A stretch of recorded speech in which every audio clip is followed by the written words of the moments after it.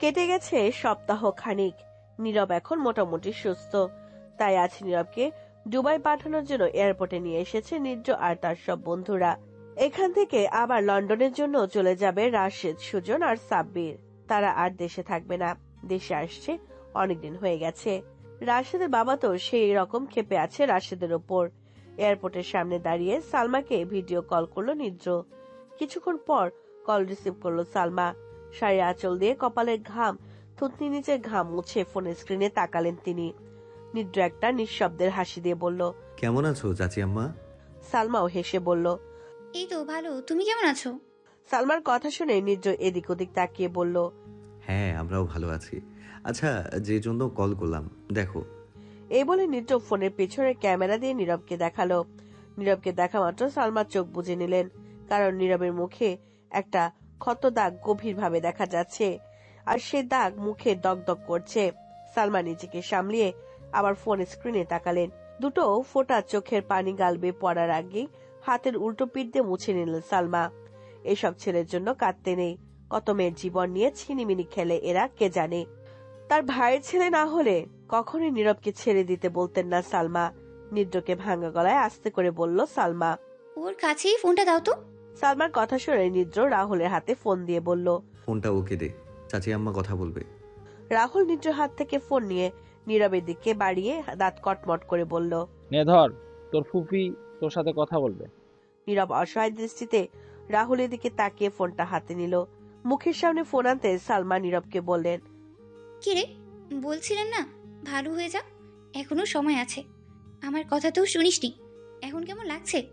আমি এখনো আবার বলছি, ভালো হয়ে যা। অনেক মেয়ের জীবন নিয়ে চিনিমিনি খেলেছিস তুই। সালমার শেষের কথা শুনে নীরব অবাক দৃষ্টিতে সালমার দিকে তাকালো। সালমা একটু হেসে বলল, তুই ভাবছিস আমি কি করে জানলাম যে তুই অনেক মেয়ের জীবন নিয়ে চিনিমিনি খেলেছিস? শোন, তোর ব্যাপারে খোঁজ নেওয়া এটা একটা ব্যাপার না। হারুন ভাইয়ের ছেলে আমাকে সব বলেছে, তুই কত ভালো ছেলে। আমি এমন জানলে কখনোই তোকে দেশেই আসতে বলতাম না। চলে যাই দেশ থেকে, আর কখনো যেন তোকে এখানে না দেখি। তাহলে পরের বার আর আমি সুপারিশ করব না তোকে ছেড়ে দেওয়ার জন্য। কথাগুলো বলে সালমা খট করে কল কেটে দিল। নীরব শুধু অসহায় দৃষ্টিতে তাকিয়েছিল। রাহুল এগিয়ে গিয়ে নীরবের হাত থেকে ফোনটা টান দিয়ে নিয়ে নিল। এরপর কিছু কাগজপত্র নীরবের হাতে ধরিয়ে দিয়ে বলল, এখানে তোর পাসপোর্ট, ভিসা আর সব কাগজপত্র আছে। এখন সামনে থেকে তাড়াতাড়ি দৌড় দে, না হলে লাথি মাইরা এয়ারপোর্টের ভিতরে পাঠাবো। রাহুলের কথা শুনে নীরব শুকনো ঢুক গিলে সেখান থেকে এয়ারপোর্টের ভিতর চলে গেল। সে আর কাউকে কিছু বলল না। রাহুলের কাণ্ড দেখে সবাই হাসতে লাগলো। জ্যাক হাসতে হাসতে বলে উঠল, বেচারা ভীষণ ভয় পেয়েছে। আবারও সবাই হেসে উঠল। রাশেদ বলল, তাহলে আমরাও যাই, আমাদেরও সময় হয়ে আসছে। নিদ্র রাশেদের কথা শুনে বলল। যা, তবে সময় মতো আবার চলে আসবি। সাব্বির পাশ থেকে বলে উঠল, গুরু, এবার গেলে মনে হয় আর তাড়াতাড়ি আসতে পারবো না। আমাদের আব্বারা যে মিলে খেপে আছে। সুজন হাতের ঘড়ির দিকে তাকিয়ে বলে উঠল, সময় হয়ে গেছে, ভিতরে চল, লেট হয়ে যাবে না হলে। এই বলে নিদ্র জ্যাক আর রাহুলের থেকে বিদায় নিয়ে চলে গেল। সুজন, সাব্বির আর রাশেদ। দেখ বৃষ্টি, পাগলামি করিস না। এভাবে কতদিন কলেজ অফ রাখবি? আজকেও কলেজে গেলি না, সামনে ফাইনাল পরীক্ষা আসছে। নিজের রুমে বেডের উপর শুয়ে আনমান বকছিল বৃষ্টি। তখনই রুমে এসে উপরোক্ত কথাগুলো বলল। বৃষ্টি চোখ লাল করে রুমের দিকে তাকিয়ে দাঁতে দাঁত চেপে বলল, আমি পাগলামি করব না। আমি আমি তো ওই নিদ্রর বাচ্চাকে দেখেই ছাড়বো। ওই মেয়েকে আমি জানি মেরে ফেলবো। পুরো কলেজের সামনে অপমানিত হতে হয়েছে ওই মেয়ের জন্য। আমি ওকে খুন করব। রাগে গর্জিয়ে উঠে বেডের পাশে ছোট টেবিলের ওপর থেকে ফুলদানি ফ্লোরে ছুঁড়ে মারল বৃষ্টি। বিকট একটা শব্দ হলো। রুমি ভয়ে কেঁপে উঠল। বৃষ্টি আবারও চিৎকার করে বলে উঠল, ছাড়বো না, আমি ওকে খুন করব। ওর রক্ত চুষে খাবো আমি। বৃষ্টি চিৎকার করছে দেখে রুমি ভয়ে বলে উঠল, বৃষ্টি, আস্তে চিৎকার কর, তোর আব্বু এসব শুনলে তোকে জানে মেরে ফেলবে। এমনিতেই তোর ওপর অনেক রাগ তোর আব্বুর। রুমির কথা শুনে বৃষ্টি থমথমে খেয়ে গেল। সে তো এখন বাসায়, তার আব্বু এসব কথা শুনলে তো তাকে মেরেই ফেলবে। বৃষ্টি তাড়াতাড়ি বেড থেকে নেমে ফ্লোর থেকে ফুলদানির ভাঙা টুকরোগুলো কুড়িয়ে বারান্দার এক কোনায় লুকিয়ে রাখলো। এরপর আবার বেডের উপর এসে চুপচাপ শুয়ে পড়লো। রুমি এগিয়ে গিয়ে বৃষ্টির বেডের পাশে বসে বলল, জেদ ছেড়ে দে বৃষ্টি, নিদ্র ভাইয়ার পেছনে আর লাগিস না। উনি তো বলে দিয়েছেন উনি অন্য কাউকে ভালোবাসেন, তাহলে ওনার পিছনে ঘোরার আর কোনো মানে হয় না। তুই নতুন করে তোর মতো আবার কাউকে খুঁজে নে। রুমির কথা শুনে ঠাস করে রুমির গালে চড় বসিয়ে দিল বৃষ্টি। এরপর রুমির গলা চেপে ধরে দাঁত কটমট করে বলে উঠল, তুই বলেছিলি না ও আমার নাগর, তাহলে এখন কেন বলছিস ওর পিছু ছাড়তে? ও আমার নাগরই হবে। আমি জোর করে হলেও ওকে আমার নাগর বানাবো। হ্যাঁ, ও আমারই নাগর হবে। এই বলে রুমিকে ধাক্কা মেরে বেডের উপরে ফেলে দিল বৃষ্টি। রুমি নিজের গলায় 2 হাত দিয়ে ঢলতে লাগলো। এরপর নিজেকে শান্ত করে বেডের উপর শোয়া থেকে উঠে বসে রুমি আবার বলে উঠল, তুই অনেক ছেলের সাথে রিলেশন করেছিস বৃষ্টি। রুমির কথাটা শুনে মুখ বাঁকিয়ে অন্যদিকে তাকিয়ে বৃষ্টি মুখে আওয়াজ করলো। তো রুমি এবার একটু নিচু স্বরে বলে উঠল। রিলেশনের সাথে সাথে শারীরিক সম্পর্ক। রুমি আর কিছু বলার আগে রুমির মুখ নিজের ডান হাত দিয়ে চেপে ধরলো বৃষ্টি। এরপর দাঁত কটমট করে বলল, হ্যাঁ করছি, কিন্তু এখন তো আর কিচ্ছু করছি না। তাহলে সমস্যা কি? আমি ওই নাগরকেই চাই। ওকে আমি আমার করেই ছাড়বো। ওই নিদ্রর বেটাকে আমার করেই ছাড়বো। রুমিকে আবারও ঝাড়া মেরে বেডের উপর ফেলে দিয়ে খানিকটা চিৎকার করে বলে উঠল বৃষ্টি। রুমি নিজেকে সামলিয়ে বৃষ্টি বেড থেকে দাঁড়িয়ে বলল, আমি এতদিন জানতাম না তুই এমন একটা বাজে মেয়ে। আজ প্রথম আমি শুনেছি তোর অনেকগুলো ছেলের সাথে রিলেশন ছিল, আবার তাদের সাথে শারীরিক সম্পর্কও ছিল। আজকে যখন কথাগুলো শুনলাম আমার বিশ্বাস হচ্ছিল না, কিন্তু এখন এখানে এসে আমার সব কিছু ক্লিয়ার হয়ে গেছে। আজকের পর থেকেই তুই আর আমাকে কল করবি না। তোর সাথে বন্ধুত্ব এখানেই শেষ, কথাটা মাথায় ঢুকিয়ে নে। আমি যতটুকু জানি তোর বাবা কখনো অপরাধ ক্ষমা করবেন না, তাই বলছি ভালো হয়ে যা। কথাগুলো বলে বৃষ্টির রুম থেকে হনহনিয়ে বেরিয়ে গেল রুমি। বৃষ্টি পেছন থেকে মুখ বাঁকিয়ে বলে উঠল, যা যা, তোর মতো ফকিন্নি ছোট লোক বান্ধবী আমার লাগবে না।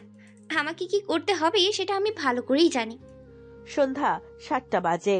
ছাদের দোলনার উপর দোল খাচ্ছে তৃপ্তি, নীলা আর সুমি। তৃপ্তি নিজের ফোন নিয়ে উড়াধরা গেম খেলছে। নতুন ফোন পেয়ে আর কোনো খুশির সীমা নেই। নীলা মন খারাপ করে নতুন টিকটক আইডিতে টিকটক দেখছে। সুমি নিজের ফোন দিয়ে ফেসবুকে ভিডিও দেখছে। কিছুদিন আগে নিজের কাছে থেকে ছাদের চাবি নিয়েছে তৃপ্তি। যাই হোক, সবাই সবার ফোন নিয়ে যখন ব্যস্ত, তখনই নীলা বলে উঠল, রাত 7টা বেজে গেছে, আমাদের নিচে যাওয়া উচিত। নীলার কথা শুনে সুমি নীলার দিকে তাকালো। তৃপ্তি ফোনের দিকে তাকিয়েই বলল, যাবো তো, আরো একটু বসো, এই লেভেল শেষ করে নি। কথাটা শুনে তৃপ্তির ফোনের দিকে উকি মেরে তাকালো নীলার সুমি। সুমি হেসে বলে উঠল, ক্যান্ডি ক্রাশ খেলছে। এরকম একটা দামি ফোন পেলে মানুষ কত কিছু করে, আর এই মেয়ে সারাদিন গেম আর কার্টুন নিয়ে পড়ে থাকে। সুমির কথা শুনে নীলা তৃপ্তিকে জড়িয়ে ধরে তৃপ্তির কাঁধে চিবুক ঠেকিয়ে বলল, ওকে ওর মতো থাকতে দে সুমি, ও এমন ভাবেই ঠিক আছে। হঠাৎ নীলার কিছু মনে পড়তে তৃপ্তিকে ছেড়ে দিয়ে দোলনা থেকে নেমে দাঁড়ালো। এরপর কিছুটা ভয়ান্তক গলায় নীলা বলল, আমাদের তাড়াতাড়ি নিচে যাওয়া লাগবে। নিদ্র যদি চলে আসে তাহলে আমাদের খবর করে ছাড়বে। সেদিন টিকটক করার পর কি চটটা মেরেছিল সুইটিকে, মনে নেই? এখন যদি আবার এসে বলে রাতে ছাদে কি করছিস তোরা, তখন কি হবে? নীলার কথা শুনে সুমি চট করে দোলনা থেকে নেমে দাঁড়িয়ে শুকনো ঢোক দিল। তৃপ্তি আগের ভঙ্গিতেই বসে গেম খেলছে। নীলার কথা যেন তার কানে পৌঁছায়নি। নীলা তৃপ্তিকে কিছু বলতে যাবে তার আগে পেছন থেকে কেউ বলে উঠল, চরের কথা মনে থাকলে এই সন্ধ্যা রাতে এখানে কি করছিস তোরা? নিদ্রর গলার আওয়াজ শুনে ভয় পেয়ে পেছনে ঘুরে তাকালো নীলা আর সুমি। তৃপ্তি নিদ্রর কথাগুলো পুরো ক্লিয়ার শুনতে না পারলেও ফোন থেকে মাথা তুলে সামনে তাকিয়েছিল, কিন্তু তার সামনে নীলা আর সুমি দাঁড়িয়ে থাকায় অপর সামনের ব্যক্তিকে দেখলো না সে। নীলা যে ভয় পেয়েছিল ঠিক সেটাই হলো। নিদ্র সেই প্রশ্নটাই করে বসেছে তাদের। সুমি শুকনো ঢোক গিলে আস্তে করে বলল, আমরা চলে যাচ্ছিলাম ভাইয়া, কিন্তু তৃপ্তি আমাদের কথা শুনছে না। নিদ্র সুমি আর নীলার মাঝখান দিয়ে তৃপ্তিকে এক নজর দেখলো। তৃপ্তি খুব মনোযোগ দিয়ে গেম খেলছে। নিদ্র নীলা আর সুমিকে হাত দিয়ে ইশারা করে বলল, তোরা যা। নিদ্রর কথা আর চেহারা দেখে নীলা কিছু একটা আন্দাজ করতে পেরে মুচকে হেসে সুমির হাত ধরে বলল, চল আমরা যাই। এই বলে নিদ্রর পাশ কাটিয়ে নীলা চলে যাচ্ছে। হঠাৎ নিদ্র বলে উঠল, নীলা দাঁড়া। নিদ্রর কথা শুনে নীলা দাঁড়িয়ে পেছন ঘুরে নিদ্রর দিকে প্রশ্নবোধক দৃষ্টিতে তাকালো। নিদ্র বলল, তোর টিকটক আইডি ফেরত দেওয়া হয়েছে, পাসওয়ার্ড দিয়ে চেক করে নিস। নীলা খুশিতে গজগজিয়ে উঠে টিকটকে ঢুকে লগ ইনে গিয়ে নিদ্রকে বলল, কি পাসওয়ার্ড বলছেন ভাইয়া? নিদ্র আবার পাসওয়ার্ড বলল। নীলা পাসওয়ার্ড তুলে লগ ইন করতেই নীলার পুরাতন টিকটক অ্যাকাউন্ট ফিরে এলো। নীলার তো খুশিতে লাফাতে ইচ্ছে করছে, কিন্তু নিদ্রর সামনে কি করে লাফাবে, তাই সে শান্ত হয়ে মুখ চড়ায় হাসি এনে বলল, থ্যাঙ্কস নিদ্র ভাইয়া। এই বলে নীলা তার অ্যাকাউন্টের ভিতরে গেল। অ্যাকাউন্টের ফলোয়ার 2M ছুঁই ছুঁই। নীলা বাকরুদ্ধ হয়ে সুমির হাতে ফোন দিল। সুমিও তাকে শক খেলো। এক ভিডিওতে নীলার টিকটক অ্যাকাউন্টে 2 মিলিয়ন ফলোয়ার ছুঁই ছুঁই হয়ে দাঁড়িয়েছে। নীলা খাম্বার মতো নিদ্র দিকে তাকিয়ে দাঁড়িয়ে রইল। নিদ্র কপাল কুচকে বলল, অ্যাকাউন্ট ফিরিয়ে দিয়েছি, আবার দেখিস ওকে নিয়ে টিকটক করিস না, আর ওকে এগুলো শিখাবিও না, তাহলে চিরদিনের জন্য তোর এই টিকটক আইডি বন্ধ করে দেব। নিদ্রর কথা শুনে হুঁশি আসে নীলার। সে চট করে বলে উঠল, না না না, আমি আর জীবনেও ওকে নিয়ে টিকটক করব না। ওকে আমি ওগুলো দেখাবও না, এই কানে ধরছি। বলেই নীলা তার কান ধরলো। নিদ্র ডান হাতের বুড়ো আঙ্গুল দিয়ে কপাল চুলকে বলল, এখন এখান থেকে যা। নিদ্রার আদেশ পেয়ে নীলা খুশিতে গর্জিয়ে উঠে সুমির হাত ধরে টেনে ছাদ থেকে নেমে গেল। আর নিদ্র মুচকি হেসে পেছনে ঘুরে তৃপ্তির দিকে তাকালো। তৃপ্তি দোলনার উপর বসে এখনো এক মনে গেম খেলে যাচ্ছে। নিদ্র আস্তে করে দোলনার কাছে গিয়ে তৃপ্তিকে 2 হাত দিয়ে কোলে তুলে নিল। হঠাৎ এমন হয় তৃপ্তি থমথমে খেয়ে নিদ্রর মুখের দিকে তাকালো। ফোনটা হাত থেকে পড়ে যেতে নিলে 2 হাত দিয়ে শক্ত করে নিজের বুকের সাথে চেপে ধরে তৃপ্তি। নিদ্র মুচকে হেসে তৃপ্তিকে কোলে নিয়ে দোলনার উপর বসে পড়ল। তৃপ্তি প্রশ্নবোধক দৃষ্টিতে তাকিয়ে আছে নিদ্রর দিকে। নিদ্র কখন এসেছে সে বুঝতে পারছে না। হঠাৎ তৃপ্তির মনে এলো সে তো এখন ছাদে, তার সাথে তো নীলা আর সুমি ছিল, তাহলে ওরা কোথায়? তৃপ্তি এদিক ওদিক তাকে নীলা আর সুমিকে দেখতে না পেয়ে শুকনো ঢোক গিলল। আপনা আপনি গালে হাত চলে গেল তৃপ্তির। নিদ্র এটা দেখে হাসলো, যে হাসির কোনো শব্দ নেই। তৃপ্তির গালের উপরে হাতটাতে নিদ্র আস্তে করে ঠোঁট জোড়া ছোঁয়ালো। তৃপ্তি চট করে গাল থেকে হাত সরিয়ে নিদ্র দিকে তাকালো। নিদ্র নিজের ঠোঁট জোড়া এবার চেপে ধরলো তৃপ্তির গালের সাথে। তৃপ্তি শীতল বরফের মতো হিম হয়ে যাচ্ছে। নিদ্রর গালের খোঁচা খোঁচা দাড়ি তৃপ্তির গালে শুয়ের মতো লাগছে। তৃপ্তি একটু মোচড় দিয়ে উফ করে মুখটা একটা আওয়াজ করলো। নিদ্র তৃপ্তির গাল থেকে ঠোঁট জোড়া ছাড়িয়ে নিল। এরপর তৃপ্তির দিকে কিছুটা সরু চোখে তাকালো নিদ্র। তৃপ্তি খানিকটা লজ্জা পেয়ে নিদ্র বুকের মাথা ঠেকালো। নিদ্র 2 হাত দিয়ে তৃপ্তিকে জড়িয়ে ধরলো। তৃপ্তি একটু সময় পর আবারও ফোনে মন দিল। নিদ্র আকাশের দিকে তাকালো। আকাশে আজ চাঁদ উঠেছে, বেশ উজ্জ্বল ভাবে উঠেছে। নিদ্র তৃপ্তির মাথার চুলে নাক ডুবিয়ে আকাশের দিকে তাকিয়ে রইল। আর তৃপ্তি নিদ্রর বুকে মাথা ঠেকে ফোনে গেম খেলতে লাগলো। থেকে থেকে দমকা হাওয়া বাতাস আসছে। সে বাতাস তৃপ্তির চুলগুলো হেলতে দুলতে নিদ্রর সারা মুখে খেলা করছে। দোলনাটা হালকা দুলছে। নিদ্রর গায়ের গরম উষ্ণ ভাব তৃপ্তির সারা শরীর ছেয়ে যাচ্ছে। তৃপ্তি আরো একটু নড়ে চড়ে নিদ্রর শরীরের সাথে মিশলো। নিদ্র ছোট করে তৃপ্তিকে ডেকে উঠলো, কিউটি। তৃপ্তি আস্তে করে হুম আওয়াজ করলো। নিদ্র আকাশের দিকে এলোমেলো চোখে তাকিয়ে বলল, চাঁদটা বেশ সুন্দর, তাই না? তৃপ্তি ফোনে গেম খেলতে খেলতে মুখে আবারও হুম আওয়াজ করলো। নিদ্র আকাশ থেকে চোখ নামিয়ে তৃপ্তির দিকে তাকালো। ফোনে গেম খেলছে দেখে বিরক্ত হলো নিদ্র। এমন একটা মুহূর্তে ফোন চালালে ভালো লাগে। চট করে টান দিয়ে তৃপ্তির কাছ থেকে ফোন নিয়ে পকেটে পড়ে নিল নিদ্র। তৃপ্তি মুখ কালো করে নিদ্র দিকে তাকালো। নিদ্র তৃপ্তির নাকের সাথে নাক ঘষা দিয়ে বলল, আকাশের দিকে তাকা, দেখ চাঁদটা কত সুন্দর। নিদ্রর কথা শুনে তৃপ্তি আকাশের দিকে তাকিয়ে বলল, চাঁদ দেখার কি আছে, ওটা তো প্রতিদিনই আকাশে ওঠে। কিন্তু আমার কাছে আজকের ওই চাঁদ স্পেশাল। এই দিন আর আসবে কিনা জানি না। তৃপ্তিকে আরো নিজের সাথে মিশিয়ে বলল নিদ্র। তৃপ্তিও নিদ্রর বুকে মাথা ঠেকিয়ে এবার আকাশের দিকে ভালো করে তাকালো। সে বোঝার চেষ্টা করলো যে চাঁদের মধ্যে তো আজ এমন কিছু স্পেশাল আছে। কোনো কিছু দেখতে না পেয়ে তৃপ্তি বলল, কই, আমি তো কোনো কিছু দেখতে পাচ্ছি না। নিদ্র তৃপ্তির চুলে নাক ডুবিয়ে দিয়ে বলল, তোর কিছু দেখা লাগবে না, শুধু চুপচাপ বসে থাক।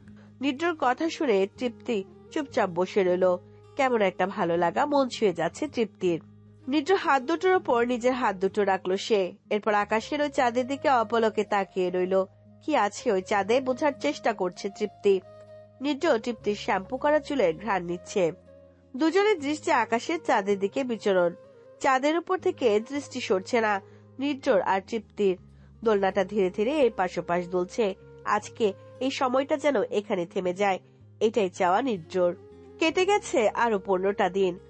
কলেজে যাওয়া, বাসায় এসে নীলা সুমির সাথে আড্ডা দেওয়া, ফোনে গেম খেলা, কার্টুন দেখা, আবার ফাঁকে ফাঁকে সামিয়া আর মিমের সাথে ফোনে কথা বলা, রাতে পড়তে বসা, সকালে নিয়ম করে সালমার সাথে ভিডিও কলে কথা বলা।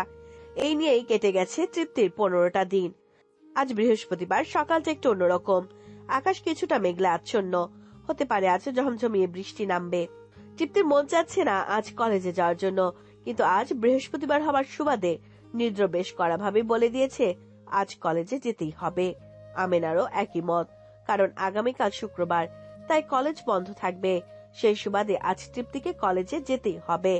বাইকের পেছনে চুপচাপ বসে আছে তৃপ্তি, আর নিদ্র এক মনে বাইক চালাচ্ছে। তৃপ্তি এখন আর বাইকের পেছনে বসতে ভয় পায় না। নিদ্রর বাইক চালাচ্ছে আর তৃপ্তি এদিক ওদিক তাকাচ্ছে। কলেজের গেটে দিয়ে ভেতর প্রবেশ করে বাইক পার্ক করালো নিদ্র। তৃপ্তির সাথে সাথে মন খারাপ করে বাইক থেকে নেমে সোজা ক্লাসরুমের দিকে হাঁটা ধরলো। নিদ্র পেছন থেকে শুধু তাকিয়ে রইল আর মুচকি মুচকি হাসতে লাগলো। ক্লাসরুমে প্রবেশ করার আগে জুয়ের সাথে দেখা হয়ে যায় তৃপ্তির। ক্লাসরুমে প্রবেশ করার পূর্ব মুহূর্তে একবার পেছনে ঘুরে তাকালো তৃপ্তি, দেখলো নিদ্র এখনো বাইকের উপরে বসে তার দিকে তাকিয়ে আছে।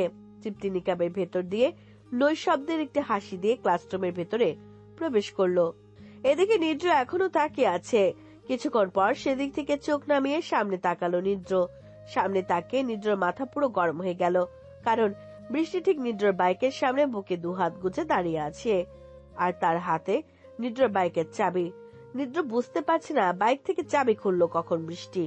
যাই হোক, নিদ্র কিছু বলার আগে বৃষ্টি বলে উঠল, তোমার সাথে শেষবারের মতো কিছু কথা বলতে চাই, প্লিজ একটু এদিকে আসো। বলেই কলেজের লাইব্রেরির দিকে হাঁটা ধরলো বৃষ্টি। নিদ্র মন চাচ্ছে এই মেয়েকে এখানে মাটির নিচে পুঁতে ফেলতে। এতবার বারণ করার পরও আবার তার সামনে আসলো, আর তার বাইকের চাবি নিয়ে চলেও গেল। সেদিনের কথা কি মনে নেই মেয়ের? এমন ভাবে পুরো কলেজের সামনে অপমানিত হওয়ার পরও এ মেয়ে আবার তার সামনে এলো। নিদ্র রেগে পুরো আগুন হয়ে গেল। বাইক থেকে নেমে কলেজের লাইব্রেরির দিকে হাঁটা ধরলো সে। নিদ্র লাইব্রেরি রুমের ভিতর প্রবেশ করতে পেছন থেকে ঠাস করে দরজা বন্ধ হয়ে গেল। নিদ্র পেছনে ঘুরে দেখলো বৃষ্টির দরজার কাছে দাঁড়িয়ে আছে, আর এক আঙ্গুল দিয়ে বাইকের চাবির ছড়াটি চরকির মতো ঘোরাচ্ছে। পুরো লাইব্রেরি রুমের ভিতর আর কাউকে দেখা যাচ্ছে না। নিদ্র তেড়ে গিয়ে বৃষ্টির সামনে দাঁড়িয়ে টান মেরে বাইকের চাবি বৃষ্টির হাত থেকে নিয়ে নিল। এরপর নিদ্র কর্কশ গলায় বলে উঠল, তোর সাহস হয় কি করে আমার বাইকের চাবি হাতে নেয়ার? তোকে না বলেছি আমার সামনে আসবি না? তাও কেন তুই আমার সামনে আসছিস? নিদ্র রাগান্বিত চেহারা দেখে বৃষ্টি ভয় পেয়ে গেল, কিন্তু সেই ভয়ের ভিতরেই ধামাচাপা দিয়ে উপরে সাহস যুগে বৃষ্টি এক পায়ে গিয়ে এসে নিদ্র শার্টের কলার ধরে নিজের কাছে টেনে এনে বলল, আমাকে কেন ভালোবাসতে পারবে না? ওই মেয়েটার জন্য, নাকি অন্য কোনো কারণ? বৃষ্টির এমন কথার কাজ দেখে নিদ্র মাথা আরো গরম হয়ে গেল। সে ঝাড়া মেরে বৃষ্টির হাত থেকে নিজের শার্টের কলার থেকে ছাড়িয়ে দাঁতে দাঁত চেপে ধরে বলল, আমি ওকে আমার জীবনের চেয়েও বেশি ভালোবাসি। তোকে বারবার এ কথা বলছি, তুই শুনিস না। দ্বিতীয়ত, তোর মতো এমন নষ্টা মেয়েকে আমি ভালোবাসবো এটা তুই ভাবলি কি করে? আমি দ্বিতীয় কথাটা বলতে চাইনি, কিন্তু তুই আজ আমাকে বাধ্য করলি বলতে। শেষবারের মতো বলছি, তুই তোর রাস্তা মাপ, আমার ধারের কাছে একদম আসবি না। আমার লাইফে তোর মতো নষ্টা মেয়ের কোনো জায়গা নেই, যে কিনা নিজের সতীত্ব রক্ষা না করে সবার মাঝে বিলিয়ে দেয়। এমন মেয়েকে জেনে শুনে কোনো ছেলে বিয়ে করবে না। কথাগুলো বলে সে সোজা হয়ে দাঁড়ালো নিদ্র। এদিকে বৃষ্টি পুরো রেগে আগুন হয়ে গেল।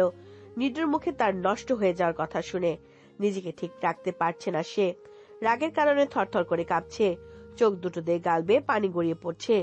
বৃষ্টির এমন কাঁপা কাঁপে আর চোখ দিয়ে পানি পড়ছে দেখে নিদ্র নিজেকে শান্ত করে শান্ত গলায় আবার বলল, নিজেকে ভালোভাবে গড়ে তোল, পর্দা করতে শিখ। দেখবি একদিন ঠিক কোনো ভালো ছেলের সাথেই তোর বিয়ে হবে। আমার থেকেও দেখতে স্মার্ট হবে, তার অনেক টাকা থাকবে। যেসব ছেলেদের সাথে তুই রিলেশন করছিস ওরা সবাই বাটপার নাম্বার 1।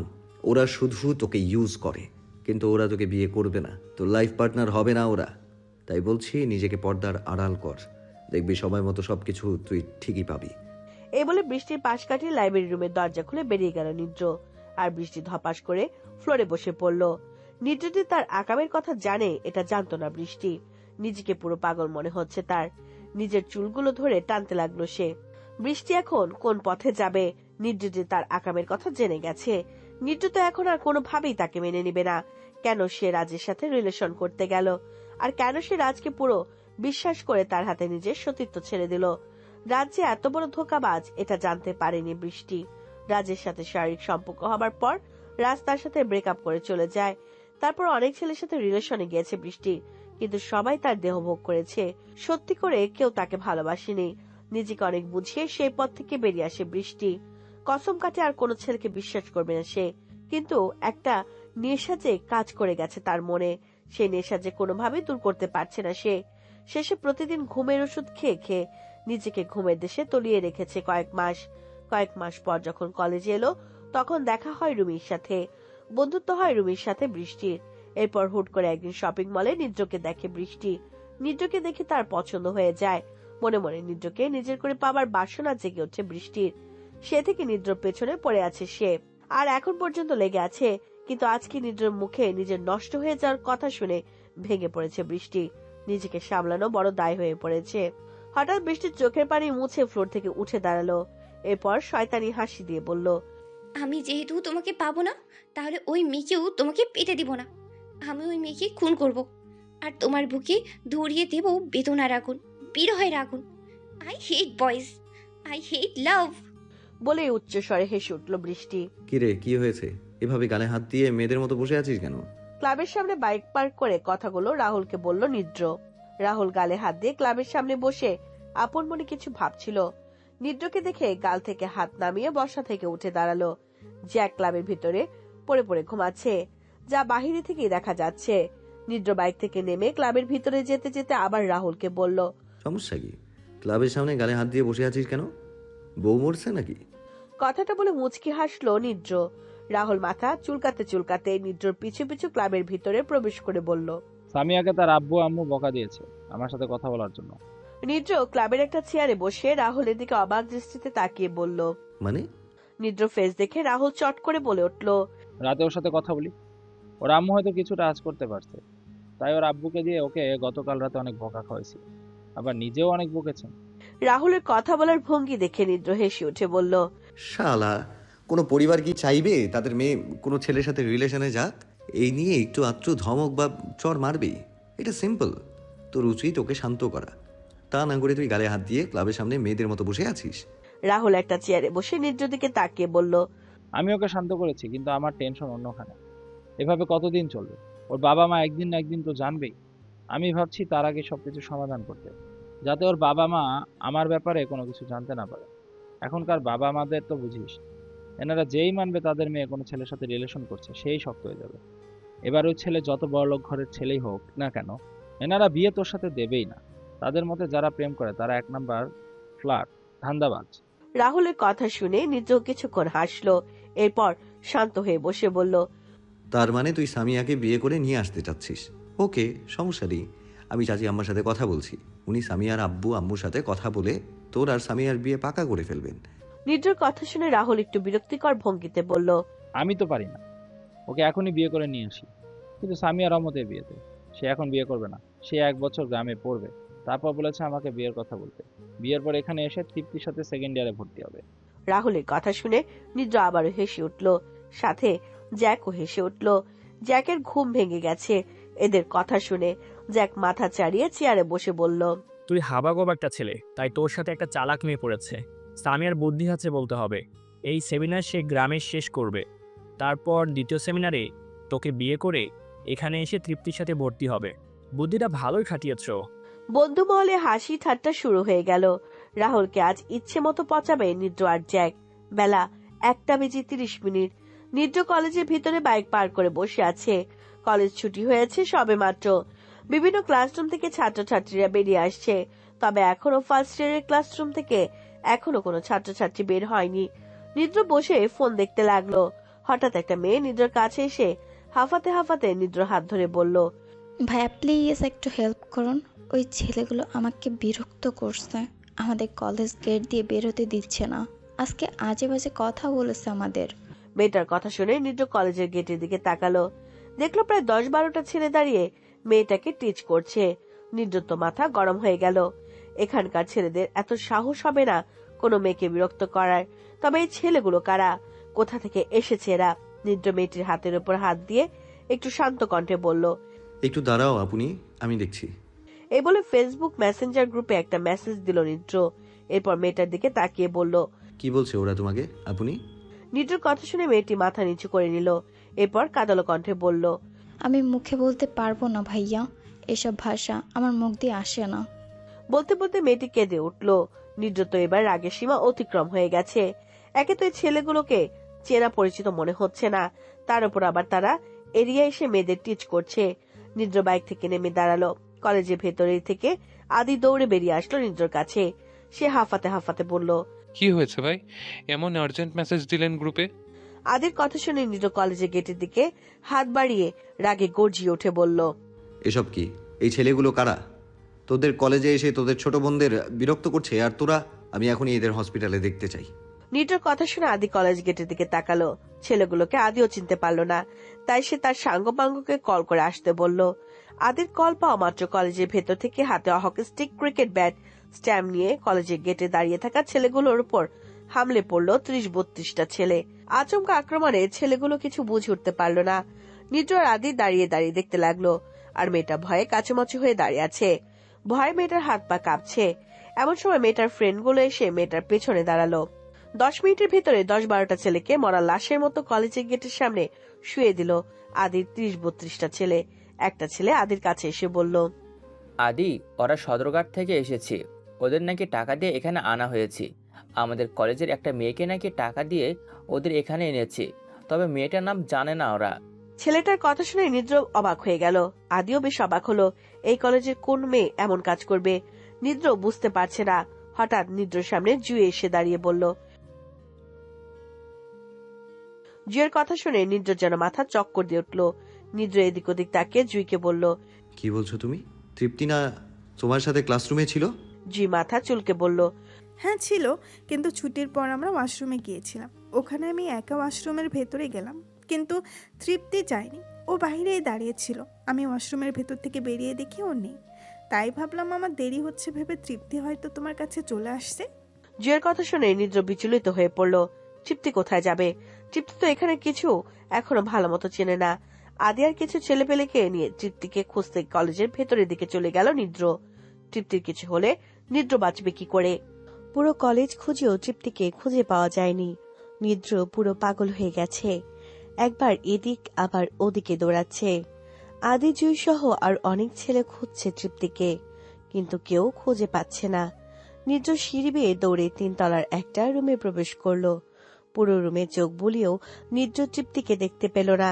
তৃপ্তি বলে একটা চিৎকার দিয়ে ফ্লোরে বসে পড়ল নিদ্র। হঠাৎ নিদ্রর কাঁধে হাত রাখলো জুই। নিদ্র ভেজা চোখ নিয়ে জুয়ের দিকে তাকালো। জুয়ের চোখেও পানি। ভাইয়া শান্ত হন, এভাবে এদিক ওদিক ছোটাছুটি করলে তো ওকে পাওয়া যাবে না। একটু শান্তভাবে ভেবে দেখুন তৃপ্তি কোথায় যেতে পারে। জুয়ের কথা শুনে নিদ্র নিজের মাথা 2 হাত দিয়ে চেপে ধরে একটা বেঞ্চে উঠে বসলো, আর জুই রুমের জানালার দিকে চলে গেল। নিদ্র নিজের পকেট থেকে ফোন বের করে আমেনাকে কল করলো। উদ্দেশ্য তৃপ্তি বাসায় চলে গেছে কিনা তা জানার জন্য। কয়েকবার রিং হবার পর আমেনা কল রিসিভ করলো। নিদ্র বিচলিত কণ্ঠে বলে উঠল, মম, তৃপ্তি কি বাসায় গেছে? কথাটা শুনে আমেনা চমকালেন। তিনি ড্রয়িং রুমে বসেছিলেন। তৃপ্তি যদি বাসায় আসতো তাহলে তিনি অবশ্যই দেখতেন। আমেনা এদিক ওদিক তাকিয়ে বলে উঠল, না, ও তো বাসায় আসেনি। কেন, কি হয়েছে? শেষের কথা আতঙ্কের সাথে বললেন আমেনা। নিদ্র কি বলবে বুঝতে পারছে না। হঠাৎ জুই চিৎকার করে বলে উঠল, ভাইয়া, তৃপ্তি পেছনের দিকে। জুয়ের চিৎকার শুনে নিদ্র কল কেটে দিল। এদিকে আমেনা স্বস্তির নিঃশ্বাস ছাড়লেন। তিনি তো ক্ষণিকের জন্য কত কিছু ভেবে ফেলেছেন। জুয়ের চিৎকার শুনে তিনি বুঝলেন তৃপ্তি হয়তো কোথাও গেছে, আর নিদ্র হয়তো তৃপ্তিকে খুঁজে পায়নি, তাই কল করেছে। নিদ্র দৌড়ে জুয়ের কাছে গিয়ে দাঁড়ালো। তারপর চকচকে চোখে বলে উঠল, কোথায় তৃপ্তি? জুই হাতের আঙ্গুল দিয়ে জানালার বাহিরে দেখিয়ে দিল তৃপ্তিকে। কলেজের পিছনের বাগানে একটা বড় গাছের নিচে অজ্ঞান হয়ে পড়ে আছে তৃপ্তি, আর তার পাশে দাঁড়িয়ে আছে 7টা ছেলে। নিদ্র সেদিকে তাকিয়ে এসব দেখে জানালার গ্রিল 2 হাত দিয়ে শক্ত করে ধরল। তারপর দাঁতে দাঁত চেপে ধরে বলল, ছাড়বো না একটাকেও। বলেই জানালার গ্রিল ঝাড়া মেরে ছেড়ে দিয়ে ক্লাসরুম থেকে হনহনিয়ে বেরিয়ে গেল নিদ্র। জিও নিদ্র পিছু পিছু বেরিয়ে গেল। দেরি করছিস কেন? তাড়াতাড়ি গলায় ছুরি চালিয়ে দে, আমাদের তাড়াতাড়ি ফিরতে হবে। নেতা ছেলেটির কথা শুনে একটা ছেলে জিভ দিয়ে ঠোঁট ভেজিয়ে বলল, এই মালটা সেই দেখতে, একটু মজা করে নে। এমন মাল আর পাওয়া যাবে কিনা জানি না। ছেলেটির কথা শুনে নেতা ছেলেটি রেগে গর্জিয়ে উঠে বলল, এখন শারীরিক চাহিদা মেটানোর সময় নেই, তাড়াতাড়ি এটা লাশ ফেলতে হবে। 5 লাখ টাকা অ্যাডভান্স দিয়েছে এর জন্য, কাজ শেষ হলে আরও 5 লাখ টাকা পাবো। আর এটা আমাদের এরিয়া না যে নাচতে নাচতে বেরিয়ে যাব। অনেক সমস্যার মধ্য দিয়ে বের হতে হবে এখান থেকে, তাই বলছি তাড়াতাড়ি কাজ শেষ কর। নেতার কথা শেষ হতে আরেকটা ছেলে আবদার সুরে বলে উঠল, তাহলে ক্লাবে আজ মজা করব। 3 মারে ধরে রাখা হয়েছে, ইচ্ছা মতো মজা করব। আপনি বাধা দিতে পারবেন না নেতা। এই ছেলেটির কথা শুনে নেতার ছেলেটি আবার বলে উঠল, ঠিক আছে, যত ইচ্ছে মজা করিস। এখন এটার গলা কাট। ক্লাবে আমি বিয়ারের ব্যবস্থা করে দেব। এখন কাজ শেষ কর তাড়াতাড়ি। নেতার কথা শুনে একটা ছেলে এগিয়ে গেল হাতে ছুরি নিয়ে। গাছের গোড়ায় মাটিতে অজ্ঞান হয়ে পড়ে আছে তৃপ্তি। ছেলেটি তৃপ্তির পাশে বসে বলে উঠল, ভাই একটু মজা করে দিন না। নেতার দিকে তাকিয়ে শেষের কথা বলল ছেলেটি। ছেলেটির কথা শুনে নেতা রেগে বলে উঠল, আজ তোদের কি হয়েছে বুঝতে পারছি না। এর থেকে অনেক সুন্দর মেয়েকে ভোগ করেছিস, আজ একে ছেড়ে দিলে কি হয়?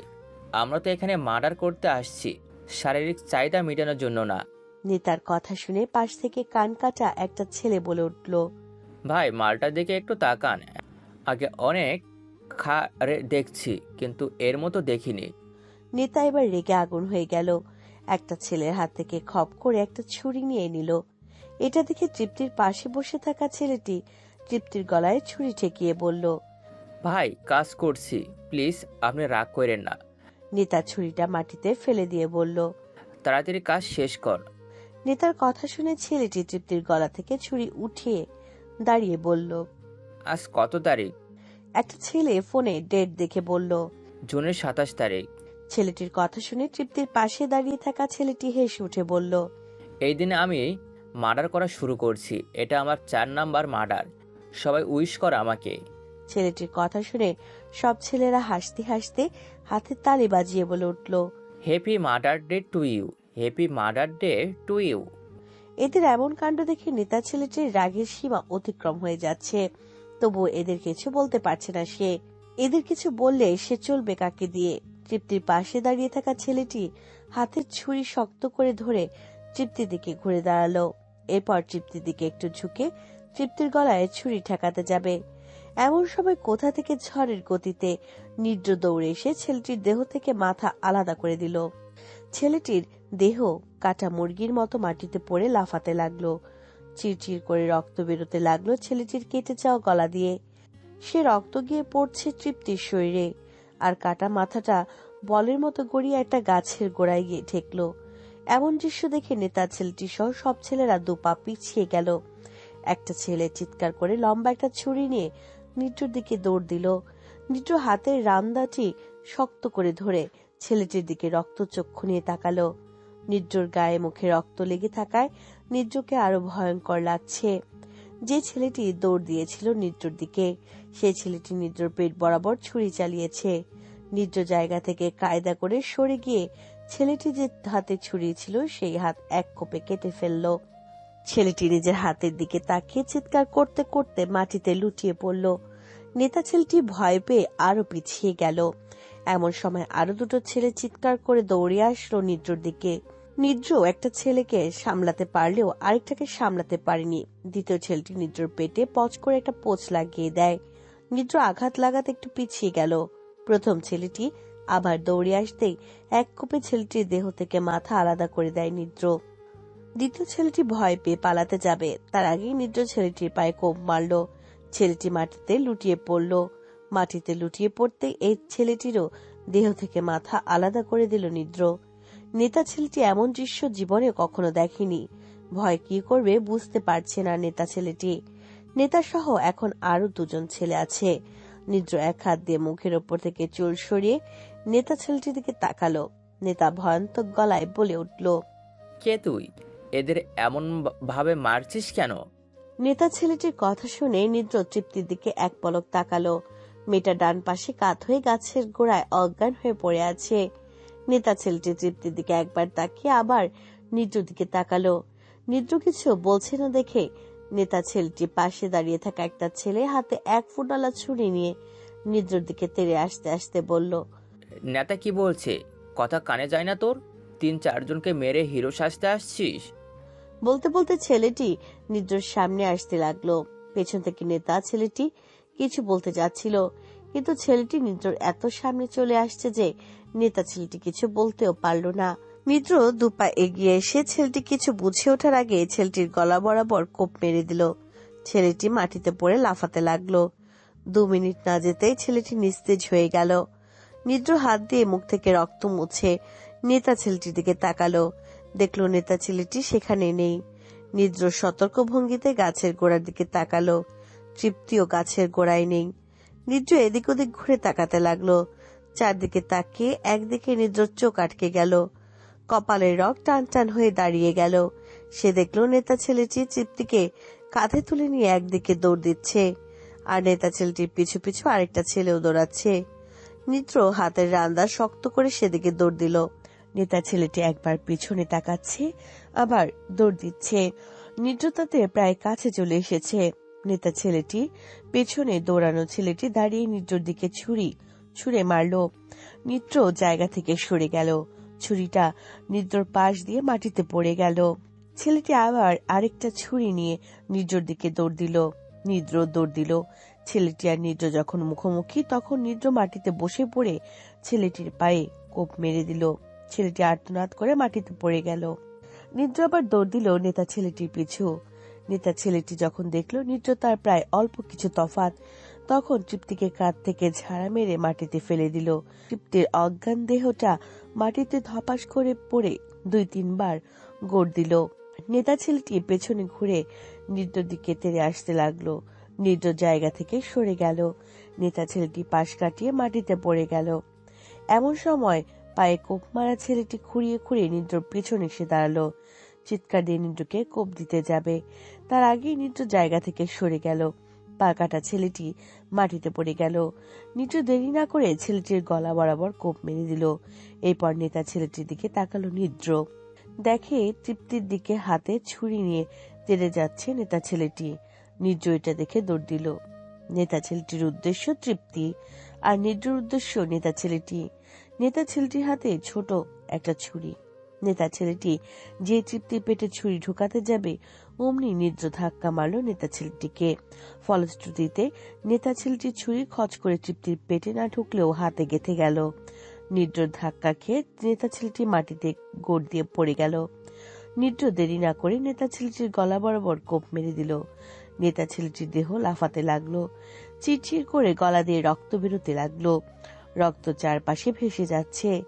মিনিট 3 পর পুরো শান্ত হয়ে গেল নেতা ছেলেটির দেহ। এদিকে হাতে সিনসিন যন্ত্রণা হওয়ায় ধীরে ধীরে চোখ খুলল তৃপ্তি। নিজের গায়ে রক্ত আর হাতে ছুরি গাঁথা দেখে চিৎকার দিয়ে আবার অজ্ঞান হয়ে গেল সে। তৃপ্তির চিৎকার শুনে নিদ্র হুঁশ ফিরে। সে এতক্ষণে নেতা ছেলেটির দিকে তাকিয়েছিল আর রাগে ফুসফাস করছিল। রান্দা হাত থেকে ফেলে দিয়ে তৃপ্তির দিকে দৌড়ে গিয়ে মাটিতে হুমড়ি খেয়ে পড়ল নিদ্র। এরপর তৃপ্তির হাত থেকে টান মেরে ছুরিটা খুলে ছুঁড়ে ফেলে দিল। ছুরি হাত থেকে খুলতে আরো বেশি রক্ত গল গল করে বেরোতে লাগলো। নিদ্র তাড়াতাড়ি গায়ের শার্ট খুলে শক্ত করে তৃপ্তির হাত বেঁধে নিল। এরপর তৃপ্তিকে 2 হাত দিয়ে কোলে তুলে নিয়ে শক্ত করে নিজের বুকের সাথে জড়িয়ে ধরল। ক্ষণিকের জন্য যেন নিদ্রর প্রাণ ফিরে এলো। তৃপ্তির কপালে একটা চুমু দিয়ে নিদ্র বলে উঠল, আমার জানের দিকে যে নজর দেবে আমি তাদের কাউকে ছাড়বো না, মেরে মাটি চাপা দিয়ে দেব। এই বলে বাগান থেকে কলেজের দিকে আসতে লাগলো নিদ্র। কিন্তু হঠাৎ নিদ্র কিছু একটা ভেবে দাঁড়িয়ে গেল। তৃপ্তিকে কোলে নিয়ে মাটিতে বসে পড়ল সে। এরপর পকেট থেকে ফোন বের করে রাহুলকে কল করলো। রাহুলকে কল করে কলেজের বাগানে যত তাড়াতাড়ি সম্ভব পারে আসতে বলল। এরপর তৃপ্তিকে বুকের সাথে শক্ত করে ধরে মাথায় হাত বুলিয়ে দিতে লাগলো নিদ্র। শার্টের বাঁধন শক্ত হয় তৃপ্তির হাত থেকে তেমন রক্ত পড়ছে না, তবে চুয়ে চুয়ে একটু একটু করে পড়ছে। প্রায় 7 মিনিট পর রাহুল, জ্যাক, আদি, জুই আরো অনেক ছেলে আসলো। তারা এসে নিদ্র আর তৃপ্তির অবস্থা দেখে আটকে উঠল। রাহুল আর জ্যাক দৌড়ে নিদ্রর কাছে মাটিতে হুমড়ি খেয়ে বসে বলে উঠল, কি হয়েছে নিদ্র, তোদের এই অবস্থা কেন? নিদ্র এতক্ষণ চোখ বুজেছিল। রাহুল আর জ্যাকের কথা শুনে সে চোখ খুলল। এরপর ভাঙা গলায় বলল, ওরা আমার জান পাখিকে মারতে আসছে, শেষ করে দিয়েছি সবাইকে। ডান হাত দিয়ে ডান দিকে ইশারা করে শেষের কথাটা বলল নিদ্র। রাহুল, জ্যাক, আদি, জুই সহ সব ছেলেরা তাকালো সেদিকে। দেখলো 4টা ছেলে মাথা কাটা অবস্থায় মাটিতে পড়ে আছে। জুই ভয়ে থরথর করে কেঁপে উঠল। জীবনে প্রথম মার্ডার দেখছে সে। নিদ্র চোখের পানি মুছে তৃপ্তিকে কোলে তুলে নিয়ে দাঁড়ালো। এরপর শান্ত গলায় বলে উঠল, রাহুল, তোকে না বলেছি একটা গাড়ি নিয়ে আসতে, এনেছিস? নিদ্রর কথা শুনে রাহুল চমকে নিদ্রর দিকে তাকিয়ে বলে উঠল, হ্যাঁ এনেছি। ওকে তোরা হসপিটালে নিয়ে যা, ওর হাতে ছুরি লেগেছে। আবার আরও কিছু কাজ বাকি আছে, সেগুলো শেষ করে তারপর আমি আসছি। কথাটা বলে রাহুলের কোলে তৃপ্তিকে তুলে দিল নিদ্র। এরপর জুইয়ের দিকে তাকিয়ে নিদ্র আবার বলল, জুই, তুমিও রাহুলের সাথে হসপিটাল যাও, ওখানে তোমার একটু দরকার পড়বে। নিদ্রর কথা শুনে জুই ভয়ে কিছু বলল না, শুধু মাথা নাড়িয়ে রাহুলের সাথে চলে গেল। রাহুল আর জুই তৃপ্তিকে নিয়ে হসপিটালের উদ্দেশ্যে বেরিয়ে গেল। জ্যাক তখন নিদ্রকে বলল, কি এমন হয়েছে যে তুই এদের এমন ভাবে মারলি? জ্যাকের কথা শুনে নিদ্র মাটিতে আবার বসে বলল, এই বিষয়ে এখন কিচ্ছু বলতে পারবো না, শুধু আমি এখন যা বলবো তোরা তাই শুন। এই গাছের নিচে বড় একটা কবর খোঁদ। তৃপ্তিকে যে গাছের নিচে অজ্ঞান অবস্থায় দেখেছিল সে গাছ দেখিয়ে বলল নিদ্র। জ্যাক অবাক হয়ে বলে উঠল, কবর খুঁদবো মানে? জ্যাকের কথা শুনে নিদ্র একটু রেগে বলে উঠল, তোকে এত মানে বুঝাতে পারবো না এখন। ওই গাছের নিচে কবর খোঁদ, আর ওই গাছের পেছনে হাত কাটা একটা ছেলে লুকিয়ে আছে, ওকে ধরে নিয়ে আয়। নিদ্র বেশ জোরেই কথা বলছিল। নিদ্রর কথা শুনে গাছটার পেছন থেকে একটা ছেলে দৌড় দিল। ছেলেটার কেটে যাওয়া হাত থেকে রক্ত পড়ছে। ছেলেটা দৌড়ে চলে যাচ্ছে দেখে আদি কয়েকটা ছেলেকে পাঠালো ওই ছেলেটাকে ধরার জন্য, আর কয়েকটা ছেলেকে কবর খোদার কাজে লাগিয়ে দিল। অতঃপর হাত কাটা ছেলেকে ধরে আনা হলো। ছেলেটা এক হাত দিয়ে নিদ্রর পা জড়িয়ে ধরে কাঁদতে কাঁদতে বলে উঠল, ভাই আমাকে ছেড়ে দিন, আমি জীবন আর কোনোদিন এমন কাজ করব না। নিদ্র ছেলেটিকে লাথি মেরে নিজের পা থেকে ছাড়িয়ে বলল, কেন তোরা আমার কলিজার দিকে নজর দিয়েছিস? তোকে তো মরতে হবেই। নিদ্রর কথা শুনে ছেলেটি জোরে কেঁদে উঠে বলল, ভাই আমরা ওনার দিকে তাকাইনি, আমাদের সাথে 10 লাখ টাকার কন্ট্যাক্ট হয়েছে যে এই মেয়েকে মারতে পারলে আমাদের 10 লাখ টাকা দিবে, অ্যাডভান্স 5 লাখ টাকা দিয়েও দিয়েছে। ছেলেটার কথা শুনে নিদ্র চমকে দাঁড়িয়ে গেল। তৃপ্তিকে মারার জন্য টাকা দিয়েছে কেউ এদের, কিন্তু কে তৃপ্তিকে মারতে চায় নিদ্র ভেবে পাচ্ছে না। হঠাৎ নিদ্র ছেলেটির বুকের উপর পা রেখে বলল, কে তোদের টাকা দিয়েছে ওকে মারার জন্য? বল তাড়াতাড়ি। জোরে ধমক দিয়ে বলল নিদ্র। ছেলেটি কাঁদতে কাঁদতে বলতে লাগলো, আজ সকালে বৃষ্টির নামে একটা মেয়ে আমাদেরকে কল করে এখানে আসতে বলে। বৃষ্টি মেয়েটা আমাদের নেতার ফুফাতো ভাইয়ের খালাতো বোন হয়।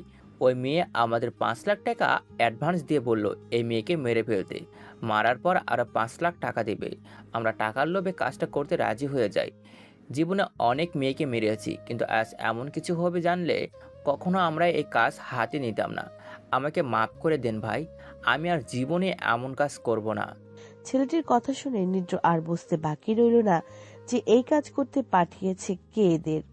নিদ্র কিছু না বলে ডান দিকে কয়েক পা হেঁটে গিয়ে মাটিতে পড়ে থাকা রক্তাক্ত রান্দাচে আবার হাতে তুলে নিল। ছেলেটি ভয়ে চিৎকার করে উঠল। নিদ্র গাছের গোড়ার দিকে তাকালো, কবর প্রায় খোদা শেষ। নিদ্র ছেলেটির কাছে গিয়ে ছেলেটির শার্টের কলার চেপে ধরে টেনে কবরের পাশে এনে দাঁড়ালো। জ্যাক, আদি সহ সব ছেলেরা নিদ্রর দিকে তাকিয়ে রইল। আর ছেলেটি আকুতি মিনতি করতে লাগলো নিদ্রর কাছে, কিন্তু ছেলেটির আকুতি মিনতি যেন নিদ্রর কানে পৌঁছায়নি। কবর খোদা ছেলেগুলো কবর থেকে উঠে এলো। নিদ্রর দেরি না করে ছেলেটির গলায় রান্দা ঠেকিয়ে টান মারল। ফলশ্রুতিতে ছেলেটার গলা কেটে গেল। নিদ্র ধাক্কা মেরে ছেলেটিকে কবরে ফেলে দিল। ছেলেটির দেহ কবরে পড়ে লাফাতে লাগলো। নিদ্র রাগে ফুঁসে উঠে হাত দিয়ে ডান পাশে দেখিয়ে জ্যাককে বলল, ওইদিকে 2টা লাশ আছে, আর এখানে 4টা। তোরা রক্ত সহ মাটি তুলে লাশগুলো কবর দিয়ে দে, এক বিন্দু রক্ত যেন মাটিতে না থাকে। আমি কলেজের ভিড়তে যাচ্ছি, আজ এর একটা বিহিত করেই ছাড়বো। এ বলে রান্দাটি হাতে নিয়ে হনহনিয়ে কলেজের দিকে হাঁটা ধরল নিদ্র। জ্যাক জোরে একটা নিঃশ্বাস ছাড়লো। এরপর নিদ্র যা বলল তা করার জন্য বলল আদিকে। আদিও তাই করতে লাগলো। এদিকে কলেজের ভিতরে প্রিন্সিপাল স্যারের রুমে গিয়ে টেবিলের ওপর রান্দাটি কোপ মেরে দাঁড়ালো নিদ্র। হঠাৎ এমন কিছু দেখে প্রিন্সিপাল ভয় পেয়ে গেল। ভয়ে থমথমে খেয়ে দাঁড়িয়ে নিদ্রর দিকে তাকালো প্রিন্সিপাল। দেখলো নিদ্রর গায়ে সিনা কাটা গেঞ্জি, তার গায়ে রক্তে একেবারে ছেপছেপ করছে, পেটের দিকটায় সামান্য কাটা গেছে। নিদ্রার এমন দৃশ্য দেখে প্রিন্সিপাল ভয় পেয়ে বলে উঠল,